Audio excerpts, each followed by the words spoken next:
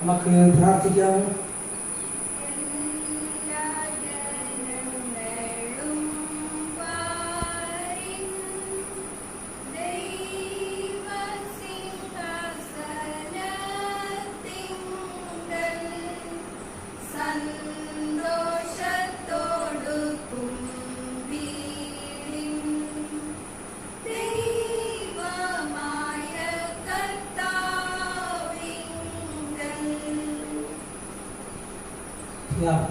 ഞങ്ങൾ നമ്മോടൊന്ന് വാഴ്ത്തുന്നു, സ്തുതിക്കുന്നു, മഹത്വപ്പെടുത്തുന്നു. അനുഗ്രഹിക്കപ്പെട്ട പുതിയ പ്രഭാതത്തിനായി സ്തോത്രം ചെയ്യുന്നു. ആയുസ്സിലൊരു വിശുദ്ധ ദിവസം കൂടെ തന്നല്ലോ കർത്താവെ. ഞങ്ങൾക്ക് ദൈവത്തെ ആരാധിക്കാൻ ലഭിച്ച ഭാഗ്യത്തിനായി സ്തോത്രം. തിരുക്കരങ്ങളിൽ ഞങ്ങളെല്ലാവരെയും സമർപ്പിച്ചുകൊണ്ട് പ്രാർത്ഥിക്കുന്നു. ഈ ശുശ്രൂഷ മധ്യവർന്ന് ഞങ്ങളെല്ലാവരെയും അനുഗ്രഹിക്കണമേ. ഈ ശുശ്രൂഷ ആദ്യങ്ങളുടെ അവസാനങ്ങളിൽ അവർക്ക് പരിശുദ്ധാത്മാവിൻ്റെ നിറവിൽ നയിക്കുകയും അവിടുന്ന് മഹത്വം ചെയ്യണമേ. യേശുവിൻ്റെ നാമത്തിൽ തന്നെ ആമേൻ. ദൈവനാമഹത്വത്തിനായി നമുക്ക് പാട്ട് പാടി കൊടുക്കുമോ?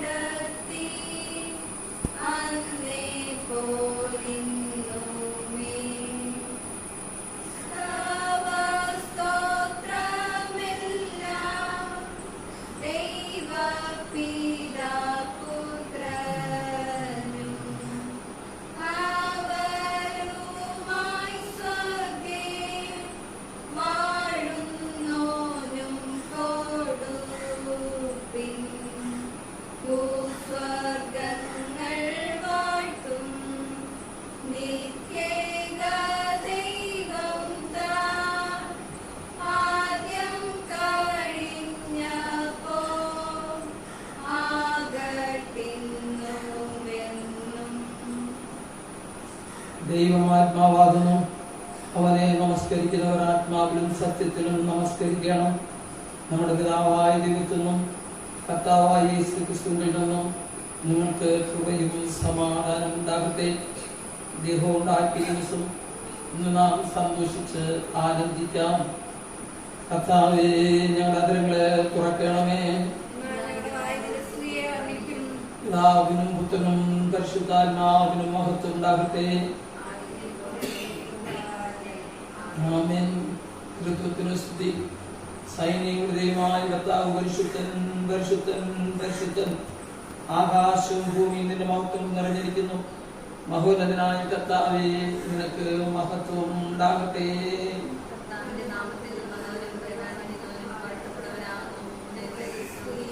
ദൈവമേ, നീ പരിശുദ്ധനാകുന്നു.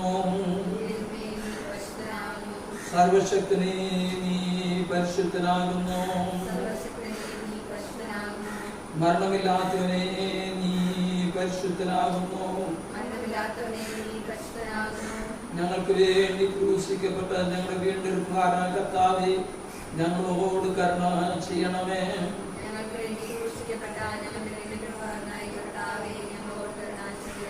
പരിശുദ്ധാത്മാവായ കർത്താവേ, ഞങ്ങളോട് കരുണ ചെയ്യണമേ. കർത്താവേ, ഞങ്ങളുടെ പ്രാർത്ഥനകളും സ്തോത്രങ്ങളും കൈക്കൊണ്ട് ഞങ്ങളോട് കരുണ ചെയ്യണമേ.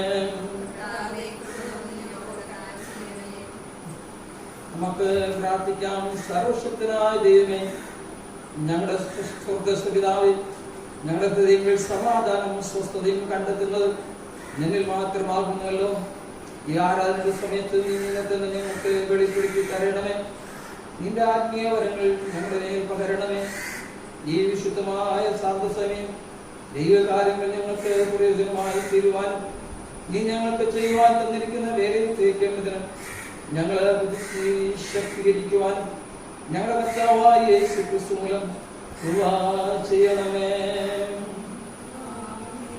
പാപസ്വീകാരം നമുക്ക് പാപമില്ല എന്ന് നാം പറയുന്നുവെങ്കിൽ നാം നമ്മെ തന്നെ വഞ്ചിക്കുന്നു.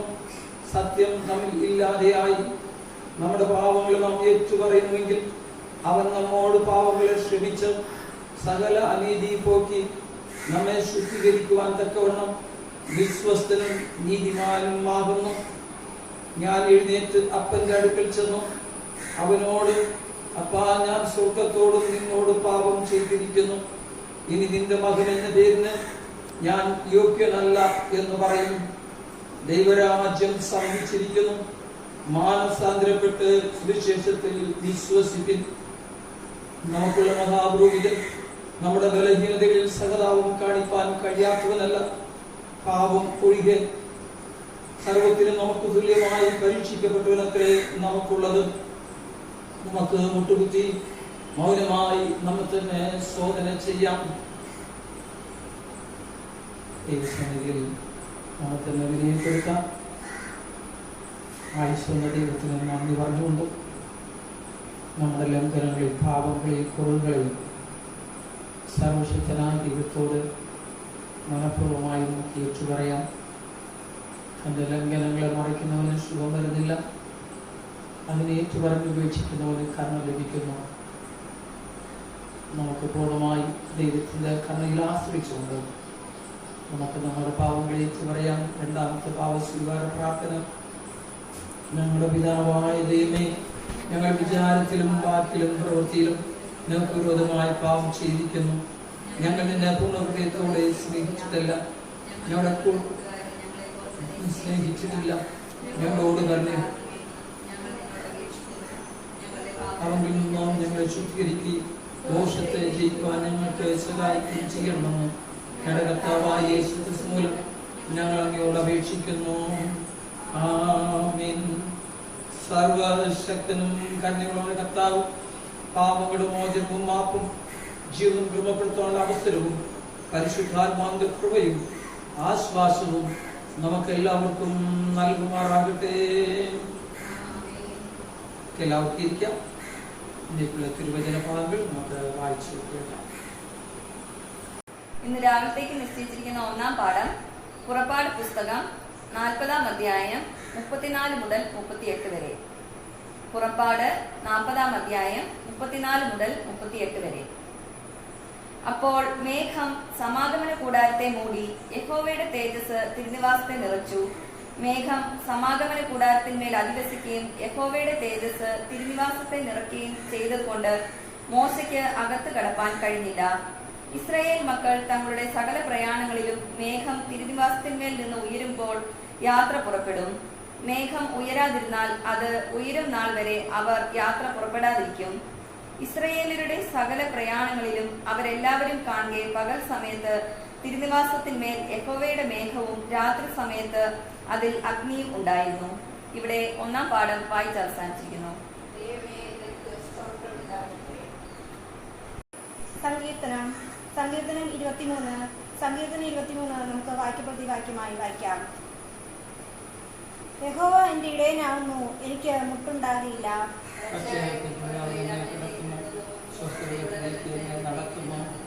എന്റെ പ്രാണനെ അവൻ തണുപ്പിക്കുന്നു, തിരുനാമ നിമിത്തം എന്നെ നീതിപാതകളിൽ നടത്തുന്നു.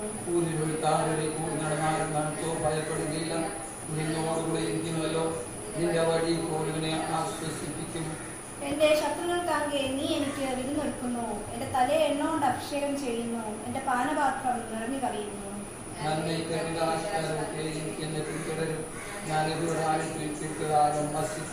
പിതാവിനും പുത്രനും പരിശുദ്ധാത്മാവിനും മഹത്വമുണ്ടാകട്ടെ.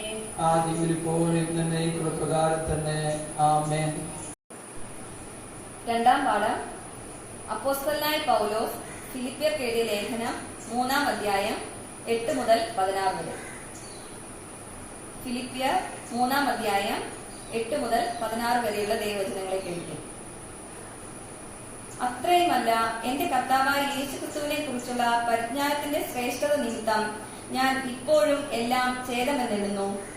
ഞാൻ ക്രിസ്തുവിനെ നേടേണ്ടതിനും ന്യായപ്രമാണത്തിൽ നിന്നുള്ള എന്റെ സ്വന്തം നീതിയല്ല, ക്രിസ്തുവിലുള്ള വിശ്വാസം മൂലം ദൈവം വിശ്വസിക്കുന്നവർക്ക് നൽകുന്ന നീതി തന്നെ ലഭിച്ച് അവനിൽ ഇരിക്കേണ്ടതിനും അവന്റെ മരണത്തോട് അനുരൂപപ്പെട്ടിട്ട് അവനെയും അവന്റെ പുനരുത്ഥാനത്തിന്റെ ശക്തിയെയും അവന്റെ കഷ്ടാനുഭവങ്ങളുടെ കൂട്ടായ്മയെയും അനുഭവിച്ചറിയേണ്ടതിനും ഇങ്ങനെ വല്ല വിധേനയും മരിച്ചവരുടെ ഇടയിൽ നിന്നുള്ള പുനരുത്ഥാനം പ്രാപിക്കണം എന്ന് വെച്ചും ഞാൻ അവന്റെ നിമിത്തം എല്ലാം ഉപേക്ഷിച്ച് ചവറെന്നെണ്ണുന്നു.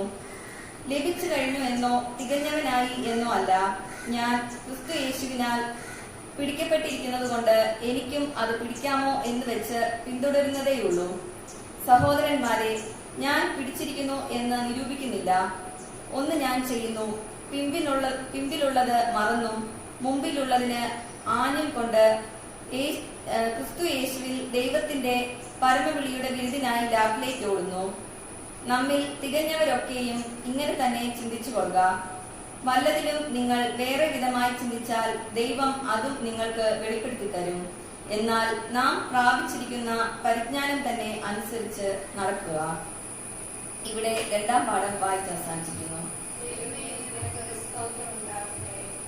വിശുദ്ധ സുവിശേഷം വിശുദ്ധ ലൂക്കോസിന്റെ സുവിശേഷം 24-ാം അധ്യായം 13 മുതലുള്ള ദൈവത്തിന്റെ വചനം കേൾപ്പിൻ. വിശുദ്ധ ലൂക്കോസിന്റെ സുവിശേഷം 24-ാം അധ്യായം 13 മുതലുള്ള ദൈവത്തിന്റെ വചനം കേൾപ്പിൻ. അന്ന് തന്നെ അവർ രണ്ടുപേർ യെരുശലേമിൽ നിന്ന് 7 നാഴിക ദൂരമുള്ള എമ്മാവു എന്ന ഗ്രാമത്തിലേക്ക് പോവുകയും ഈ സംഭവിച്ചതിനെ കുറിച്ചൊക്കെയും തമ്മിൽ സംസാരിച്ചും തർക്കിച്ചും കൊണ്ടിരിക്കുമ്പോൾ യേശു താനും അടുത്തു ചെന്നു അവരോട് ചേർന്ന് നടന്നു. അവനെ അറിയാതവണ്ണം അവിടെ കണ്ണ് നിരോധിച്ചിരുന്നു. അവൻ അവരോട്, നിങ്ങൾ വഴി നടന്ന് തമ്മിൽ വാദിക്കുന്ന ഈ കാര്യം എന്ത് എന്ന് ചോദിച്ചു.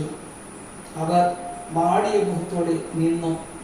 ക്ലെയോപ്പാവ് എന്ന പേരുള്ളവൻ, യെരുശലേമിലെ പരദേശികളിൽ നീ മാത്രം ഈ നാളുകളിൽ അവിടെ സംഭവിച്ച കാര്യം അറിയാതിരിക്കുന്നുവോ എന്ന് ഉത്തരം പറഞ്ഞു. ഏത് എന്ന് അവൻ അവരോട് ചോദിച്ചതിന് അവർ അവരോട് പറഞ്ഞത്, ദൈവത്തിനും സകല ജനത്തിനും മുമ്പാകെ പ്രവൃത്തിയിലും വാക്കിലും ശക്തിയുള്ള പ്രവാചകനായിരുന്ന നസറനായ യേശുവിനെ കുറിച്ച് ഉള്ളത് തന്നെ. നമ്മുടെ മഹാപുരോഹിതന്മാരും പ്രമാണികളും അവനെ മരണവിധിക്ക് ഏൽപ്പിച്ച് ക്രൂശിച്ച്, ഞങ്ങളോ അവൻ ഇസ്രയേലിനെ വീണ്ടും രക്ഷിപ്പാനുള്ളവൻ എന്ന് ആശിച്ചിരുന്നു. അത്രയുമല്ല, ഇത് സംഭവിച്ചിട്ട് ഇന്ന് 3-ാം നാൾ ആകുന്നു. ഞങ്ങളുടെ കൂട്ടത്തിൽ ചില സ്ത്രീകൾ രാവിലെ കല്ലറയ്ക്കൽ പോയി അവന്റെ ശരീരം കാണാതെ മടങ്ങി വന്നു. അവൻ ജീവിച്ചിരിക്കുന്നു എന്ന് പറഞ്ഞ് ഭൂതന്മാരെ ദർശനം കണ്ട് എന്ന് പറഞ്ഞു. ഞങ്ങളെ ഭ്രമിപ്പിച്ചു. ഞങ്ങളുടെ കൂട്ടത്തിൽ ചിലർ കല്ലറയ്ക്കൽ ചെന്നു. സ്ത്രീകൾ പറഞ്ഞതുപോലെ തന്നെ കണ്ടു. അവനെ കണ്ടില്ല. അവൻ അവരോട്, അയ്യോ ബുദ്ധിഹീനരെ, പ്രവാചകന്മാർ പറഞ്ഞിരിക്കുന്നതെല്ലാം വിശ്വസിക്കാത്ത മന്ദബുദ്ധികളെ, ക്രിസ്തു ഇങ്ങനെ കഷ്ടം അനുഭവിച്ചിട്ട് തന്റെ മഹത്വത്തിൽ കടക്കേണ്ടതല്ലയോ എന്ന് പറഞ്ഞു. മോശെ തുടങ്ങി സകല പ്രവാചകന്മാരിൽ നിന്നും എല്ലാ തിരുവെഴുത്തുകളിലും തന്നെ കുറിച്ചുള്ളത് അവർക്ക് വ്യാഖ്യാനിച്ച് കൊടുത്തു. നാം കേട്ടത് തിരുവചനം ആകുന്നു.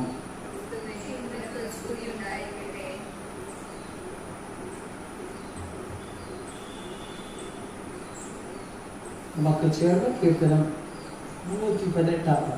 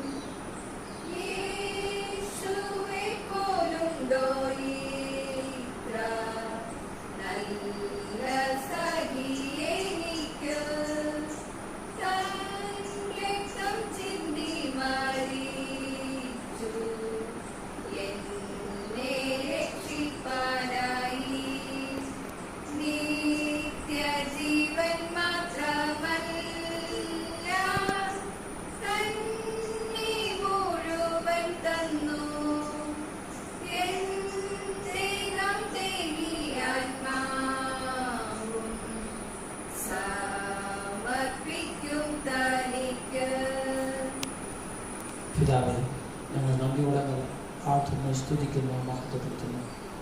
വചനം ജഡമായി തീർന്ന് ഞങ്ങളിൽ വസിക്കുന്ന കർത്താവേ, നിന്റെ തിരുവചനം അല്പസമയം ധ്യാനിക്കുമ്പോൾ ഇന്ന് ആവശ്യമായ ദൈവകൃപ ഞങ്ങളെ അനുഗ്രഹിക്കുന്നത്. വചനം സംസാരിക്കുന്ന അടിയനെയും കേൾക്കുന്ന ഞങ്ങളും അനുഗ്രഹിക്കണമേ. മഹത്വം പങ്കെടുക്കണമേ. യേശുവിൻ്റെ നാമത്തിൽ തന്നെ ആമേൻ. എല്ലാവർക്കും ഇരിക്കാം. സർവശക്തനും നിത്യനുമായ ദൈവത്തിന് മഹത്വം ഉണ്ടാകട്ടെ. ദൈവകൃപയാൽ ഈ ഞായറാഴ്ചയിൽ നമുക്ക് ദൈവത്തെ ആരാധിക്കുവാൻ, മാധ്യമങ്ങളിൽ കൂടെയെങ്കിലും ദൈവവചനം കേൾക്കുവാൻ ലഭിച്ച വലിയ ഭാഗ്യത്തിനായി ദൈവത്തെ സ്തുതിക്കുന്നു. ഇന്നത്തെ തിരുവചന ഭാഗങ്ങൾ നമുക്ക് പരിചയമുള്ള ഭാഗങ്ങളാണ്. നമുക്കറിയാം, നാം എല്ലാവരും പല പ്രാവശ്യം വായിച്ചിട്ടും ധ്യാനിച്ചിട്ടുള്ള ഭാഗങ്ങളാണ്. എന്നാൽ ഇന്നത്തെ വേദവാന ഭാഗങ്ങൾക്ക് വളരെ പ്രാധാന്യമുണ്ട്. ഇന്നത്തെ കാലാവസ്ഥയിൽ ഭയത്തിലും ഭീതിയിലുമായി ലോകം മുഴുവനും അങ്ങ് ജീവിക്കുമ്പോൾ അവർക്ക് ആശ്വാസം നൽകുന്നതും സമാധാനം നൽകുന്നതും ധൈര്യം നൽകുന്ന വാക്കുകളാണ് ഇന്ന് ദൈവം നമുക്ക് നൽകിയിരിക്കുന്നത്. സുവിശേഷം നാം വായിച്ചത് ലൂക്കോസ് 24 13 മുതൽ 35 വരെയുള്ള വാക്യങ്ങൾ നാം വായിച്ചു നോക്കിയാൽ നമുക്കറിയാം, എമ്മാവൂസിലേക്ക് പോയ 2 പേരോട് കർത്താവ് കൂടെ നടക്കുന്നതും സംസാരിക്കുന്നതും തിരുവചനത്തെ അവർക്ക് വെളിപ്പെടുത്തി കൊടുക്കുന്നതും അവരുടെ ഭയവും ഭീതിയും മാറ്റുന്നതും അവരോടുകൂടെ ഭക്ഷിക്കുവാൻ പോകുന്നതും അവർക്ക് തന്നെത്താൻ വെളിപ്പെടുത്തി കൊടുക്കുന്നതുമായ കാര്യങ്ങളെ നാം ധ്യാനിക്കുന്നു.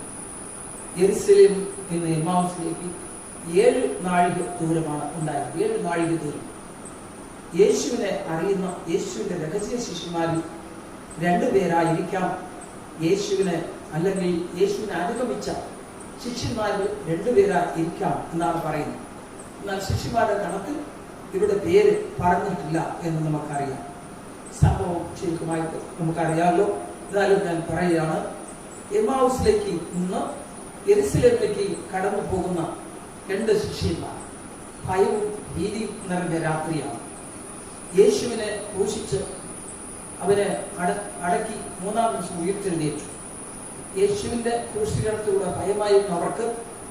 യേശു ഉയർത്തെഴുന്നേറ്റ് എന്ന് പറഞ്ഞ സ്ത്രീകളുടെ വാക്കും അവർക്ക് വേറൊരു ആശ്ചര്യവും ഭയവും കൊടുത്തിരുന്നു. അങ്ങനെ രാത്രി ഭയത്തോടുകൂടെ അവർ യാത്ര ചെയ്യുക. അവിടെ യാത്ര മധ്യേ അവർ ഉറക്കെ സംസാരിച്ചു കൊണ്ടുപോകാൻ ഭയം മാറാൻ വേണ്ടി. അവിടെ സംസാര വിഷയം എന്നുള്ളത് നസറനായ യേശു ക്രിസ്തുവിനെ കുറിച്ചുള്ളതായി. യേശു യെരുശലേമിൽ നിറവേറ്റിയ മരണത്തെക്കുറിച്ചും യേശുവിന്റെ ശുശ്രൂഷയെക്കുറിച്ചും യേശുവിന്റെ ജീവിതത്തെക്കുറിച്ചും അവർ ശക്തിയോടുകൂടെ സംസാരിച്ച് തർക്കിച്ചു കൊണ്ടുപോകുമ്പോൾ യേശു താനും അവരോടുകൂടെ ചേർന്ന് നടക്കുന്നു. അവർക്കൊരു കൂട്ടായ്മ നൽകുവാൻ യേശു ചേർന്ന് നടക്കുന്നു. നമ്മുടെ ജീവിതയാത്രയിലും ഭയവും ഭീതിയും നിറഞ്ഞ രാത്രികളിൽ നമ്മെ ശക്തീകരിക്കുവാൻ ദൈവം ഒരു അദൃശ്യനായി നമ്മുടെ മധ്യയിലുണ്ട് എന്നുള്ളത് ഉറപ്പിക്കുകയാണ് ഈ വേദഭാഗം. യേശു അവരോടുകൂടെ നടന്നു, അവരോടുകൂടെ സംസാരിച്ചു. അവരോടുകൂടെ ചോദിച്ചു, നിങ്ങൾ എന്താണ് സംസാരിക്കുന്നത്? എന്തിനെ കുറിച്ചാണ് തർക്കിക്കുന്നത്? ഇവിടെ ഒരാളുടെ പേര് പറഞ്ഞിട്ടുണ്ട്, ക്ലെയോപ്പാവ്. ക്ലെയോപ്പാവ് ഉടനെ ചോദിച്ചു പറഞ്ഞു, നീ ഇവിടെയുള്ള പരദേശിയായിരിക്കുന്നുവോ? ഇവിടെ സംഭവിച്ച കാര്യങ്ങൾ അറിയാതിരിക്കുന്നു? ഇവിടെ എല്ലാവർക്കും ഒരു കുഞ്ഞിന് പോലും അറിയാമല്ലോ എന്ന് ചോദിച്ചു. യേശു അവരോട് ചോദിച്ചു, എന്താണ് സംഭവം എന്ന് അവരോട് ചോദിച്ചറിയുക. അപ്പോൾ അവർ പറയുന്നത് വാക്കുകൾ ശ്രദ്ധേയമാണ്. അവരെ അറിയാതെ അവരുടെ കണ്ണുകൾ നിരോധിച്ചിരുന്നതുകൊണ്ട്, വളഞ്ഞിരുന്നതുകൊണ്ട് യേശുവിനെ അറിയാൻ സാധിച്ചില്ല. അവരോട് പറഞ്ഞു, നീ അറിയുന്നില്ലയോ? നീ മാത്രം സംഭവിച്ചത് അറിയുന്നില്ലയോ? പ്രവൃത്തിയിലും വാക്കിലും ശക്തിയുള്ള പ്രവാചകൻ ആയിരുന്നു യേശു. ഇസ്രായേലിന്റെ എന്നെ വീണ്ടും രക്ഷിക്കാൻ വരും എന്ന് ഞങ്ങൾ ആശിച്ചിരുന്നു. എന്നാൽ അവന് മഹാപുരോഹിതന്മാർ, പാപികളും സദൃശന്മാർ ചേർന്ന് ജനങ്ങൾ ചേർന്ന് അവനെ ക്രൂശിച്ച് അടക്കി. നിനക്കറിയില്ലയോ എന്ന് ചോദിച്ചു. അപ്പോൾ യേശു അവരോട് തിരുവചനങ്ങളെ കുറിച്ച് സംസാരിക്കാൻ തുടങ്ങി. ബുദ്ധിഹീനരെ, പ്രവാചകന്മാർ പറഞ്ഞതിനെ വിശ്വസിക്കാത്ത മന്ദബുദ്ധികളെ, ക്രിസ്തുവിനെ കുറിച്ച് പ്രവാചകന്മാർ പറഞ്ഞത് നിങ്ങൾ അറിയുന്നില്ലയോ എന്ന് പറഞ്ഞു. അത് പ്രവാചകന്മാരുടെ പുസ്തകത്തിലും സങ്കീർത്തനത്തിലും യേശുവിനെ കുറിച്ച് പറഞ്ഞ കാര്യങ്ങളെ അവർക്ക് വ്യാഖ്യാനിച്ചു കൊടുത്തു. ഇങ്ങനെ അവരുടെ ഹൃദയങ്ങളെയും മനസ്സുകളെയും കർത്താവ് തുറന്നു. അവർക്ക് വചനങ്ങളെ കേട്ടപ്പോൾ ആശ്വാസം. ഇതിന്റെ മധ്യയിൽ അവർ ചെല്ലേണ്ട സ്ഥലം അടുത്തു. രാത്രിയായല്ലോ. അപ്പോൾ യേശു അവരെ വിട്ട് തിരിഞ്ഞു പോകുന്നത് പോലെ അങ്ങ് കാണിച്ചു. മുമ്പോട്ട് പോകുവാൻ ആഗ്രഹിച്ചു. ഉടനെ അവർ പറഞ്ഞു, നീ ഞങ്ങളോടുകൂടെ പാർക്കാം, നേരം വൈകിപ്പോയല്ലോ, ഞങ്ങൾക്കൊരു കൂട്ടാകുമല്ലോ എന്ന് അവനെ ക്ഷണിച്ചു. യേശു അവരോടുകൂടെ പാർക്കാൻ പോയി. അവർ പാർക്കുന്ന സ്ഥലത്ത് എത്തിയപ്പോൾ അവരോടുകൂടെ ഭക്ഷണത്തിന് യേശു ഇരുന്നു. യേശുവിന്റെ മുമ്പിൽ ഭക്ഷണം വെച്ചു. യേശു മേൽവീട്ടറയിൽ ചെയ്തതുപോലെ തന്നെയാണ്. അപ്പമെടുത്ത് വാഴ്ത്തി നോക്കി. ആദ്യം താൻ കഴിച്ചില്ല, അത് അവർക്ക് രണ്ടുപേർക്കും കൊടുത്തു. അവർ ആ അപ്പം കയ്യിൽ വാങ്ങിയപ്പോൾ അവരുടെ കണ്ണുകൾ തുറന്നു. യേശുവിനെ അറിഞ്ഞു. അവൻ അപ്രത്യക്ഷനായി. അപ്പോൾ അവർക്ക് മനസ്സിലായി, നമ്മോടുകൂടെ നടന്നതും നമുക്ക് തിരുവചനങ്ങളെ പഠിപ്പിച്ചതും നമ്മെ ആശ്വസിപ്പിച്ചതും നമുക്ക് ധൈര്യം നൽകുന്നതും ഈ കർത്താവ് തന്നെയാണ്. അവർ തമ്മിൽ പറഞ്ഞു, അയ്യോ, അവൻ തിരുവചനങ്ങളെ നമ്മളോട് സംസാരിച്ചപ്പോൾ, പ്രവചനങ്ങളെ കുറിച്ച് പറഞ്ഞപ്പോൾ നമ്മുടെ ഹൃദയം അവിടെ കത്തിക്കൊണ്ടിരിക്കുകയാണല്ലോ, ദൈവത്തെക്കുറിച്ചുള്ള പരിചയം കത്തിക്കൊണ്ടിരിക്കുകയാണല്ലോ എന്ന് അവർ വിചാരിച്ചു. ദൈവത്തെ മഹത്വപ്പെടുത്തി. ഭക്ഷണം കഴിഞ്ഞ് പിന്നെ അവർ അവിടെ ഇരുന്നില്ല, രാത്രി എന്ന് നോക്കിയില്ല. ഉടനെ അവർ യാത്ര തുടങ്ങി, മുമ്പോട്ട് പോകാൻ തുടങ്ങി. ഉടനെ അവർ യെരുശലേമിലേക്ക് പോയി. അവിടെ പോകുമ്പോൾ ശിഷ്യന്മാരുടെ കൂട്ടം കൂടിയിരുന്ന് സംസാരിക്കുകയാണ്. സ്ത്രീകൾ യേശുവിനെ കണ്ടത്, അവർ യേശുവിനെ കണ്ടത്. രാത്രി കഥകൾ കൂട്ടിയിരിക്കുമ്പോൾ യേശു അവിടെ മധ്യയിൽ വന്ന് പ്രസന്നമായി നിങ്ങൾക്ക് സമാധാനം എന്ന് പറഞ്ഞത്. ഈ കാര്യങ്ങളെ കുറിച്ചെല്ലാം അവർ വ്യാഖ്യാനിച്ച് സംസാരിച്ചു കൊണ്ടിരിക്കുകയാണ്. അങ്ങനെ ഭയവും ഭീതിയും നിറഞ്ഞ രാത്രിയിൽ ഇവരും അവിടെ ചെല്ലുന്നു. അവരും പറഞ്ഞു, ഞങ്ങളും യേശുവിനെ കണ്ടു. സംഭവിച്ച കാര്യങ്ങളെ കുറിച്ചെല്ലാം വ്യാഖ്യാനിച്ചു കൊടുത്തു. അവർക്ക് സന്തോഷമായി. അവൻ ഇന്ന കാര്യങ്ങളെ കുറിച്ച് ഞങ്ങളോട് സംസാരിച്ചു, തിരുവചനങ്ങളെ വെളിപ്പെടുത്തി തന്നു. അവൻ ഞങ്ങൾക്ക് ധൈര്യം നൽകി. അവൻ ഞങ്ങളുടെ ഹൃദയങ്ങളെ തുറന്നു, ഞങ്ങളുടെ മനസ്സുകളെ തുറന്നു തന്നു. അവനെ കാണേണ്ടതിന് അവൻ ഞങ്ങളുടെ കണ്ണുകളെ അവൻ തുറന്നു തന്നു. കൂടെ ഭക്ഷിച്ച കാര്യങ്ങളൊക്കെയും പറഞ്ഞു അവരെ ആശ്വസിപ്പിച്ചു. പ്രിയമുള്ളവരെ, അവിടുന്ന് വലിയൊരു സാക്ഷിയുടെ കൂട്ടമാണ് അവിടുന്ന് രൂപം കൊള്ളുന്നത്. അവരെല്ലാവരും യേശുവിനെ നേരിട്ട് കണ്ടവരും വിശ്വസിച്ചമായ ഒരു കൂട്ടമായിരുന്നു. ഇന്ന് നാം പഴയ നിയമം വായിച്ചപ്പോൾ ദൈവത്തിന്റെ സാന്നിധ്യം പുതിയ നിയമത്തിൽ മാത്രമല്ല, പഴയ നിയമത്തിലും അടിമത്വത്തിലിരുന്ന ഇസ്രായേൽ ജനങ്ങളെ വഴി നടത്തിയ കർത്താവ് തന്റെ സാന്നിധ്യം കൊണ്ട് അവരെ തൃപ്തരാക്കി, അവരെ ധൈര്യപ്പെടുത്തിയിരുന്നു. മോശ ഒരു പ്രാവശ്യം പറഞ്ഞു, കർത്താവേ, നീ ഞങ്ങളോടുകൂടെ വരുന്നില്ലെങ്കിൽ ഞങ്ങൾ പോകുന്നില്ല. എന്നാൽ തിരുനിവാസം അവർ സമാപന കൂടാരം ഉണ്ടാക്കി. അതിലൂടെ ദൈവത്തിന്റെ മഹത്വം അവർ അറിഞ്ഞു. ഇസ്രായേൽ ജനങ്ങളെ ദൈവം വഴി നടത്തിയപ്പോൾ പകലും രാത്രിയും അവരോടുകൂടെ ഇരുന്നു. അവർ എങ്ങനെയാ അവരോടുകൂടെ ഇരുന്നെന്ന് ചോദിച്ചാൽ നമുക്കറിയാം. ചെങ്കടലിൽ പിളർന്നു ജനങ്ങളെ വഴി നടത്തുമ്പോൾ, ചെങ്കടലിൽ കൂടെ തറയിൽ കൂടെ ഇസ്രായേൽ ജനം നടന്നു പോകുമ്പോൾ ഫറവോന്റെ സൈന്യവും രഥങ്ങളും അവരടുക്കാതിരിക്കാൻ വേണ്ടി പുറകിലുണ്ടായിരുന്നത് മേഘസ്തംഭം, ഇരുട്ട്. എന്നാൽ അവർ മുമ്പിലുണ്ടായിരുന്നു തീ, പ്രകാശമായി അവരോട് മുമ്പിൽ നടന്നു. അങ്ങനെ അവിടെ മുമ്പും പുറകിലും മുൻപും പിന്നും കർത്താവ് കൂടെ ഇരുന്നു അവരെ അത്ഭുതകരമായി നടത്തിയാൽ നമുക്കറിയാം. അതുപോലെ തന്നെ ഇസ്രായേൽ ജനങ്ങൾ എവിടെ പോയാലും ഈ കർത്താവിന്റെ മേഘം തന്റെ സമാപന കൂടാരത്തിൽ കർത്താവിന്റെ മേഘം നിൽക്കുമ്പോൾ അവിടെ അവർ താമസിക്കും. കർത്താവിന്റെ മേഘം ഉയരുമ്പോൾ അവർ അവിടെ യാത്ര തിരിക്കും. അതായത് കർത്താവിന്റെ സാന്നിധ്യം മുമ്പിൽ ഉണ്ട് എന്ന് അവർ മനസ്സിലാക്കിയിരുന്നു. അങ്ങനെ ദൈവമായ കർത്താവ് ആ ഇസ്രായേൽ ജനങ്ങളെ 6 ലക്ഷം ജനങ്ങളെയും അവിടെ മൃഗങ്ങളെയും എല്ലാ വസ്തുക്കളിൽ കൂടെ നടക്കുമ്പോൾ അവിടെ മുൻപിലും പിൻപിലും അവർ കർത്താവുണ്ട്. പകൽ മേഘസ്തംഭമായിരുന്നു തണൽ നൽകുവാൻ, ആശ്വാസം നൽകുവാൻ, ദൈവത്തിന്റെ ചൂട് അവരെ ഭാരപ്പെടുത്താതിരിക്കാൻ കർത്താവ് അവർക്ക് തണലായിരുന്നു.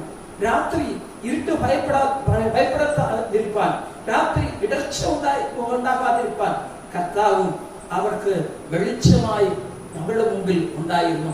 അതുകൊണ്ട് അവർ ഭയമില്ലാത്തവരായി ധൈര്യത്തോടുകൂടെ യാത്ര ചെയ്യുവാൻ കഴിഞ്ഞു. പ്രിയമുള്ളവരെ, ഇന്നും രാത്രിയും പകലും നമ്മെ ഭയപ്പെടുത്തുന്ന പല കാര്യങ്ങൾ ഇന്നത്തെ ആ COVID-19 മുഖാന്തരം ഭാരപ്പെട്ട എത്രയോ ആയിരക്കണക്കിലെ മക്കളുണ്ട്, ലക്ഷക്കണക്കിലെ മക്കളുണ്ട്. ഓരോ കുടുംബങ്ങളും ഇതിന്റെ ഭീതിയിലാണ്. പുറത്തിറങ്ങുവാൻ നമുക്ക് ധൈര്യമില്ല. 65 വയസ്സ് കഴിഞ്ഞാൽ പുറത്തു പോകരുത്, 10 വയസ്സിന്റെ ഇളവ് പുറത്തു പോകരുത് എന്നൊക്കെ പറയുന്നു. പുറത്തു പോയാൽ മുഖംമൂടി ധരിക്കണം. ഇതെല്ലാം നമുക്ക് ലഭിച്ചിരിക്കുന്ന കൽപ്പനകളാണ്. കാരണം എന്തെന്ന് പറഞ്ഞാൽ ഇതിന്റെ ഭയമാണ്. എന്നാൽ നമുക്കൊന്ന് മനസ്സിലാക്കണം, നമ്മുടെ രാജ്യത്ത് നിന്ന് അനേകർ പുറമെ രാജ്യങ്ങളിൽ പോയി നേഴ്സുമാരായി, ഡോക്ടർമാരായി വേറെ പല രോഗങ്ങൾ ചെയ്യുന്നു, ശുശ്രൂഷകൾ ചെയ്യുന്നു. അപ്പോഴൊക്കെയും അവരെ നയിക്കുന്നതും അവരെ സംരക്ഷിക്കുന്നതും അവരോട് കൂടെ ഇരിക്കുന്നതും അവരെ ധൈര്യപ്പെടുത്തുന്നതും നമ്മുടെ യാത്രയിൽ കൂടെ ഇരിക്കുന്നതും ദൈവം നമ്മെ വിടുവിക്കും, അവൻ മരിച്ചിട്ടില്ല, ഇതാ ജീവിക്കുന്നു, ഞാൻ മരിച്ചവനായിരുന്നു എന്നാൽ എന്നേക്കും ജീവിച്ചവനായിരിക്കുന്നു പറഞ്ഞ കർത്താവ് നമ്മോടുകൂടെ ഉണ്ട്, അവന്റെ സാന്നിധ്യമുണ്ട്, അവൻ നമ്മെ ഉപേക്ഷിക്കുന്നതല്ല എന്നുള്ള ആ സന്തോഷം, അതായത് ദൈവത്തിന്റെ കൂട്ടായ്മ എല്ലാ സമയത്തിലും എല്ലായ്പ്പോഴും ദൈവമക്കളോട് കൂടെ ഉണ്ട് എന്ന് നമുക്കറിയാം. 23 സങ്കീർത്തനത്തിൽ ദാവീദ് രാജാവ് പറഞ്ഞ വാക്കുതാണ് 4-ാം വാക്യം. കൂരിരുൾ താഴ്വരയിൽ കൂടി നടന്നാലും ഞാൻ ഒരു അനർത്ഥവും ഭയപ്പെടുകയില്ല, നീ എന്നോടുകൂടെ ഇരിക്കുന്നുവല്ലോ, നിന്റെ വടിയും കോലും എന്നെ ആശ്വസിപ്പിക്കും. പ്രിയമുള്ളവരെ, ഇന്നത്തെ നമ്മുടെ യാത്ര ഒരു ഇരുളിലുള്ള യാത്രയാണ്, ഭയത്തിലുള്ള യാത്രയാണ്.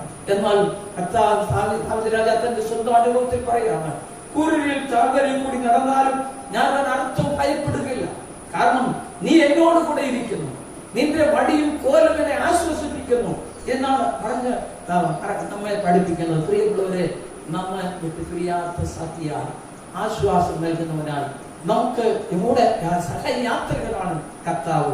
ഏത് സന്ദർഭത്തിലും കൂട്ടായ്മ നൽകുന്നവനാണ് കർത്താവ്. നമുക്ക് സങ്കീർത്തനക്കാരൻ 16:8 വാക്യങ്ങൾ ഇങ്ങനെയാണ് പറയുന്നത്, ഞാൻ യഹോവയെ എപ്പോഴും എന്റെ മുമ്പിൽ വെച്ചിരിക്കുന്നു, അവൻ എന്റെ വലത്തുഭാഗത്തുള്ളതുകൊണ്ട് ഞാൻ കുലുങ്ങിപ്പോകയില്ല. അവൻ എന്റെ വലത്തുഭാഗത്തുള്ളതുകൊണ്ട് ഞാൻ കുലുങ്ങിപ്പോകും, കാരണം അവൻ എപ്പോഴും എന്റെ മുമ്പിലുണ്ട്, അവൻ എന്റെ കൂടെ ഉണ്ട്, അതുകൊണ്ട് ഞാൻ കുലുങ്ങിപ്പോകുവാൻ ഒരിക്കലും അവൻ സമ്മതിക്കില്ല എന്നാണ് പറയുന്നത്.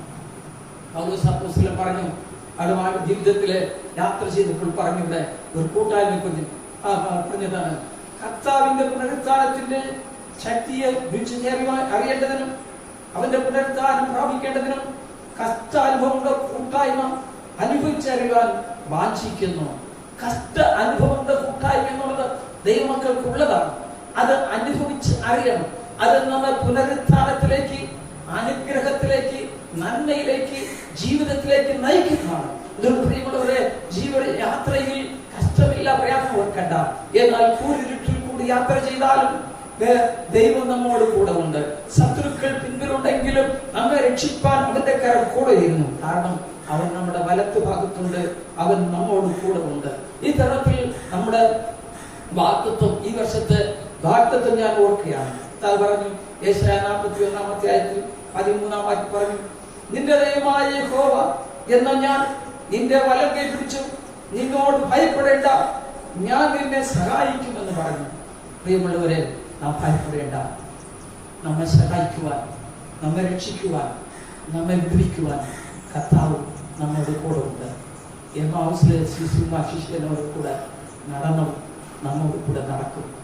അവനോട് ഭക്ഷിച്ചവൻ നമ്മോട് കൂടെ ഭക്ഷണത്തിൽ ഉണ്ടായിരിക്കും.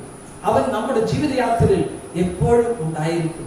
അവൻ ഒരിക്കലും നമ്മെ ഉപേക്ഷിക്കില്ല. തിരുവചനം, ഞാൻ നിങ്ങളെ അനാഥരായി വിടുകയില്ല, ഞാൻ നിങ്ങളെ ഒരിക്കലും ഉപേക്ഷിക്കുകയില്ല, കൈവിടുകയുമില്ല എന്നുള്ള ദൈവത്തിന്റെ വാഗ്ദാനം. പ്രിയമുള്ളവരെ, നമ്മുടെ കഷ്ടതയിൽ, നമ്മുടെ രോഗങ്ങളിൽ, നമ്മുടെ ദുഃഖങ്ങളിൽ, നമ്മുടെ ഉയർച്ച കർത്താവ് കൂടെ ഉണ്ട് എന്ന് നമുക്ക് വിശ്വസിക്കാൻ യാത്രയിൽ എമ്മാവുസിലെ പ്രിയമക്കളോട് കൂടെ നടന്നവർ നമ്മുടെ ജീവിതയാത്രയിൽ നമ്മോട് കൂടെ ഉണ്ട്. ദാവീദിന്റെ കൂടെ നടന്നവർ നമ്മോട് കൂടെ ഉണ്ട്. ഇസ്രായേൽ ജനങ്ങളെ രാത്രിയും പകലും കൂടെ ഇരുന്ന് നയിച്ചവൻ അവൻ നമ്മോട് കൂടെ ഉണ്ട്. ഇന്ന് അവൻ പുനരുത്ഥാനം ചെയ്ത കർത്താവാണ്, പരിശുദ്ധാത്മാവാണ്, നമ്മുടെ ആശ്വാസദായകനായി നമ്മോട് കൂടെ ഉണ്ട്. അവരെ നമുക്ക് വിശ്വസിക്കാം. നമുക്ക് പ്രത്യാശയോടുകൂടെ, ധൈര്യത്തോടുകൂടെ നമ്മുടെ ജീവിതം മുമ്പോട്ട് നയിക്കാം. അതിനാൽ ആവശ്യമായ എല്ലാ കൃപയും ശക്തിയും സർവശക്തനായ ദൈവം നമുക്ക് എല്ലാവർക്കും നൽകുമാറാകട്ടെ. ആമേൻ. നമുക്ക് എഴുന്നേറ്റ് നമ്മുടെ വിശ്വാസം ഏറ്റു പറയാം. സർവശക്തിയുള്ള പിതാവായി ആകാശവും ഭൂമി സൃഷ്ടിച്ച ദൈവത്തിൽ ഞാൻ വിശ്വസിക്കുന്നു. അവന്റെ ഏകപുത്രനായ നമ്മുടെ കർത്താവായ യേശു ക്രിസ്തുവിൽ ഞാൻ വിശ്വസിക്കുന്നു. ഒരു പരിശുദ്ധാത്മാവിനാൽ കൽപ്പിക്കപ്പെട്ട് ജനിച്ച് പൊന്തിയോസ് പിലാത്തോസിന്റെ കീഴിൽ നഷ്ടപ്പെട്ട് ക്രൂശിക്കപ്പെട്ട് മരിച്ച് അടക്കപ്പെട്ടു. അവർ പാതാളത്തിലേക്ക് ഇറങ്ങി 3-ാം ദിവസം മരിച്ചു പിന്നെയും ഉയർത്തെഴുന്നേറ്റു. അവൻ സ്വർഗ്ഗത്തിലേക്ക് കയറി സർവശക്തിയുള്ള പിതാവായ ദൈവത്തിന്റെ വലത്തുഭാഗത്തിരിക്കും.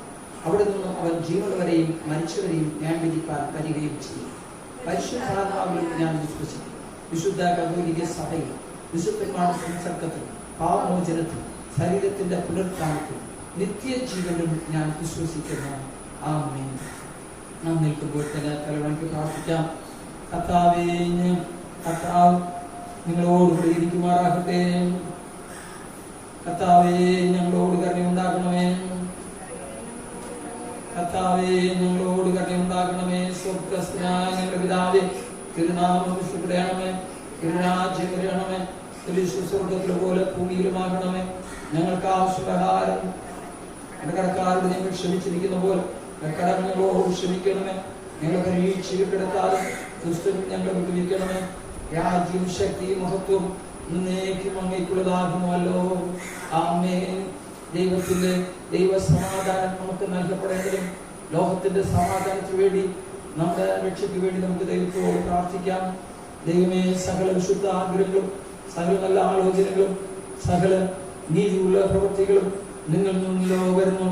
നിന്റെ കൽപ്പനകൾ അനുസരിച്ച് നടക്കുന്നവരായി ഞങ്ങളുടെ ഹൃദയങ്ങളിൽ ഒരുങ്ങിയിരിക്കുവാനും ഞങ്ങൾ നിന്നാൽ ശത്രുഭയം കൂടാതെ കാക്കപ്പെട്ട് ആശ്വാസത്തോടും ശാന്തതയോടും ഞങ്ങളുടെ കാലം നയിക്കുവാനും ലോകത്തിന് ഒരു തരുവാൻ കഴിയാത്ത സമാധാനം ഞങ്ങളുടെ രക്ഷിതാവായ യേശു ക്രിസ്തുവിന്റെ യോഗ്യതകൾ മൂലം നിന്റെ അടിയാരായ ഞങ്ങൾക്ക് നൽകണമേ. ആമേൻ. ദൈവത്തിന്റെ കൃപയ്ക്കായി നമുക്ക് ദൈവത്തോട് അപേക്ഷിക്കാം. സർവശക്തനായ കർത്താവേ, നിത്യദൈവമേ, ശക്തിയുള്ള സംരക്ഷണമുണ്ട്. ഞങ്ങൾ ഇവിടെയും എന്നേക്കും ശരീരത്തിലും ആത്മാവിലും ആയിരിക്കപ്പെടേണ്ടതിന് ഞങ്ങളുടെ ഹൃദയങ്ങളെയും ശരീരങ്ങളെയും നിന്റെ പ്രമാണങ്ങളുടെ വഴികളിലും നിന്റെ കർത്തവ്യങ്ങൾക്ക് ചേർന്ന ക്രിയകളിലും നടത്തി ശുദ്ധീകരിച്ച് ഭരിക്കാൻ ഇഷ്ടം തോന്നണമെന്ന് ഞങ്ങളുടെ കർത്താവും രക്ഷിതാവുമായ യേശു ക്രിസ്തു മൂലം ഞങ്ങൾ അങ്ങയോട് അപേക്ഷിക്കുന്നു. ആമേൻ. നമുക്ക് അധ്യക്ഷ പ്രാർത്ഥനയിൽ നമ്മൾ ഒരു പാട്ട് പാടും.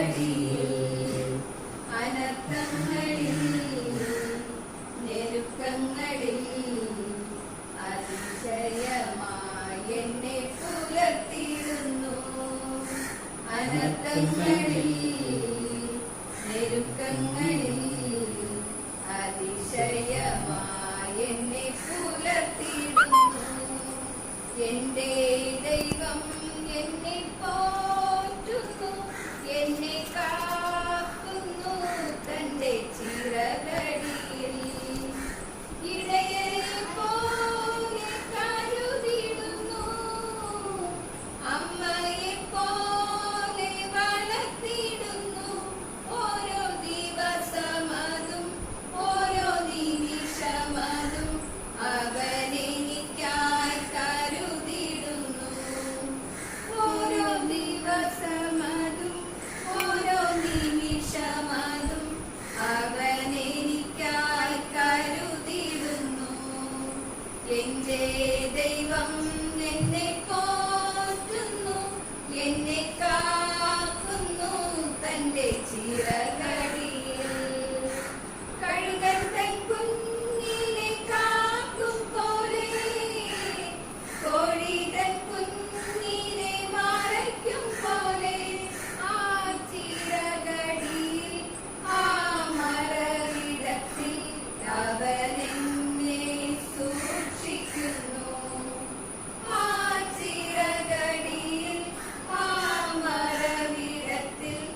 അവരെന്നെ സൂക്ഷിക്കുന്നു. എന്റെ ദൈവം എന്നെ പോറ്റുന്നു, എന്നെ കാക്കുന്നു തന്റെ ചിറകടിയിൽ. സ്തോത്രവാഴ്ച നമുക്ക് ദൈവത്തിന്റെ കരങ്ങൾ സമർപ്പിച്ച് പ്രാർത്ഥിക്കാം. സകല നിലദാനങ്ങളിലും ദൈവമേ, ഇന്നത്തെ നമ്മുടെ വഴിപാട് കണ്ണോട് കൈക്കൊള്ളുന്നു ഞങ്ങൾ നിങ്ങൾ അപേക്ഷിക്കുന്നു. ലോകത്തിലും സമാധാനവും സമൃദ്ധിയും വർദ്ധിച്ചോളുവാൻ തക്കവണ്ണം ഈ വഴിപാടിനെയും ഇത് സമർപ്പിക്കുന്ന നിന്റെ ജനങ്ങളെയും അനുഗ്രഹിക്കണമെന്ന് നടകർത്താവായ യേശു ക്രിസ്തു മൂലം ഞങ്ങൾ അങ്ങയോട് അപേക്ഷിക്കുന്നു. നമുക്ക് എല്ലാവർക്കും ഇരിക്കാം. ഒരു വിളിച്ചു ഈ സ്ത്രീകലാ മകരയിൽ മലങ്കര സെന്റ് ആൻഡ്രൂസ് CSI സഭയിൽ ഐശ്വര്യയിൽ ഭരതനായ പത്രോസിന്റെയും ശ്രീമതി റോസ്തമ്മയുടെയും മകൻ സിജിനും, മലങ്കര സെന്റ് ആൻഡ്രൂസ് CSI സഭയിൽ ശ്രീ ജോണിയുടെയും ശ്രീമതി ലീലാമ്മയുടെയും മകൾ സോണിയും തമ്മിൽ വിവാഹം ചെയ്യുവാൻ തീരുമാനിച്ചിരിക്കുന്നു എന്നുള്ള തീരുമാനം സഭയെ അറിയിച്ചുകൊള്ളുന്നു. ഇവർ തമ്മിൽ വിവാഹം ചെയ്യുവാൻ പാടില്ല എന്നതിൽ തക്കതായ കാരണം എന്തെങ്കിലും ഉണ്ടെങ്കിൽ ഇടപെട്ടക്കാരനെ രേഖാമൂലം അറിയിക്കേണ്ടതാകുന്നു. ഇതിവർക്ക് രണ്ടാമത്തെ വിളിച്ചുകൊള്ളാകുന്നു. നമുക്ക് പ്രാർത്ഥിക്കാം. പിതാവേ, ഞങ്ങൾ നന്ദിയോടെ വാഴ്ത്തുന്നു, സ്തുതിക്കുന്നു. വിവാഹത്തിലൂടെ ഒന്ന് ചെയ്യുവാനിരിക്കുന്ന പ്രിയ മക്കളെ നിന്റെ കരങ്ങളിലേക്ക് സമർപ്പിച്ചുകൊണ്ട് പ്രാർത്ഥിക്കുന്നു. രണ്ട് കുടുംബങ്ങളെയും ഈ പ്രിയ മക്കളെയും ഒരു പുതിയ ജീവിതത്തിനാൽ ശരീരത്തിലും ആത്മാവിലും ശക്തീകരിക്കുകയും ബലപ്പെടുത്തുകയും ചെയ്യണമേ. വിവാഹത്തിനായി കാത്തിരിക്കുന്ന ഓരോ യുവതിവാക്കളെയും ഓർത്ത് പ്രാർത്ഥിക്കുന്നു. അവരുടെ ജീവിതങ്ങളിൽ നീ അത്ഭുതങ്ങളെ പ്രവർത്തിക്കണമേ, മഹത്വെടുക്കണമേ. യേശുവിന്റെ നാമത്തിൽ തന്നെ ആമേൻ. തുടർന്നും നമുക്ക് പ്രാർത്ഥിക്കാം. നമുക്ക് നമ്മുടെ ആവശ്യങ്ങളെല്ലാം ദൈവത്തിന്റെ കരങ്ങളിൽ സമർപ്പിക്കാം. നമ്മുടെ വ്യക്തിപരമായ ആവശ്യം, കുടുംബത്തിന്റെ ആവശ്യം, സമൂഹത്തിന്റെ ആവശ്യം, നമ്മുടെ ദേശത്തിന്റെയും ലോകരാജ്യങ്ങളുടെ ആവശ്യങ്ങളെ ഓർത്തുമൊക്കെ പ്രാർത്ഥിക്കാം.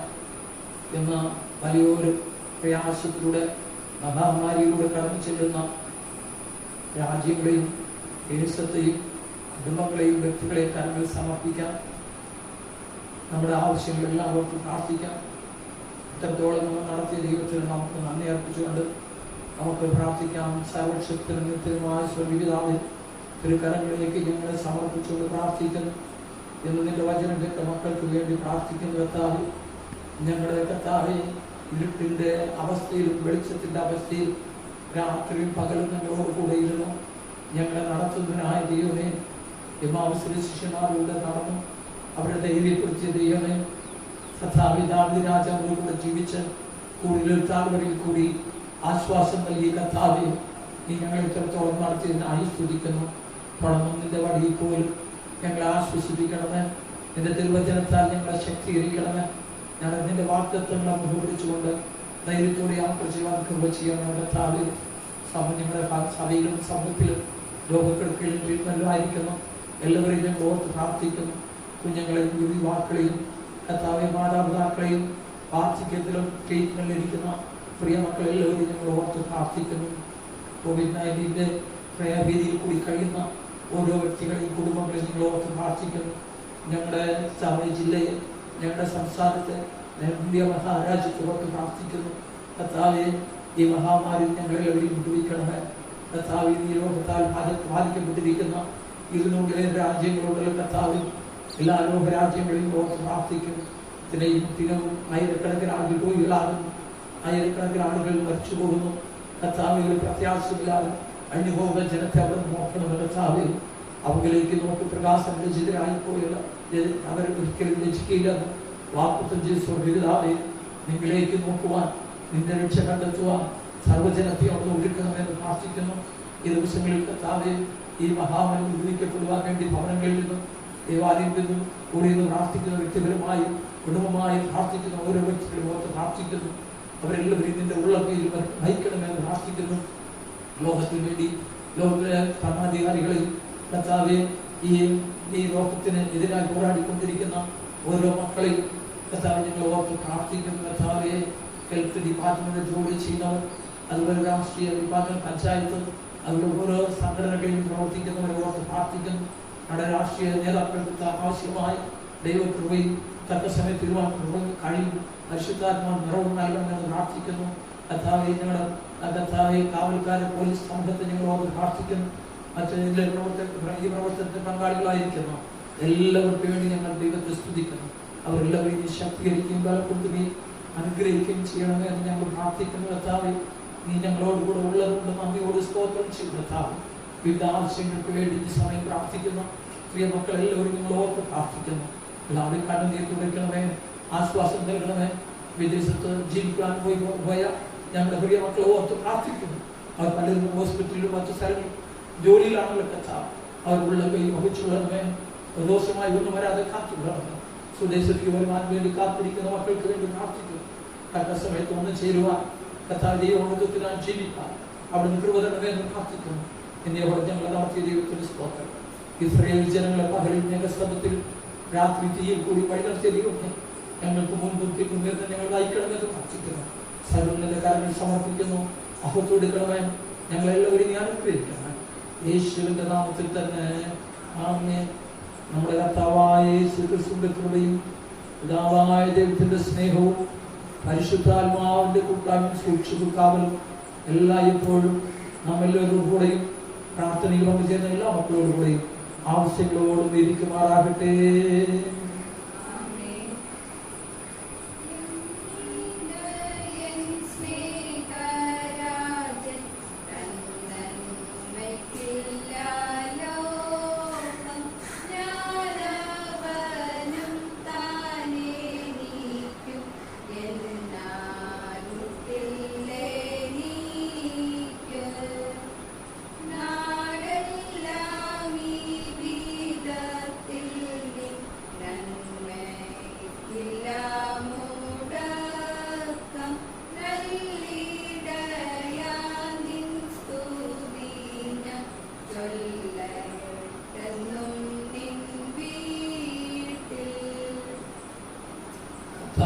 നിങ്ങളോടുകൂടി ഇരിക്കട്ടെ.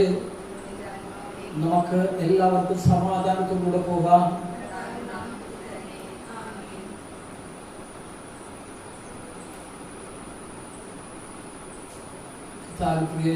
ഈ ശുശ്രൂഷ പങ്കാളികളായ ദൈവം അനുഗ്രഹിക്കട്ടെ.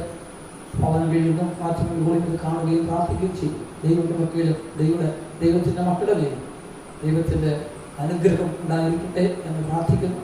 ദൈവം നല്ലവരെയും തൻ്റെ ശ്രമിക്കുകയും കഥാവ് വരവരെയും മറച്ച് കാക്കുമാറാക്കട്ടെ.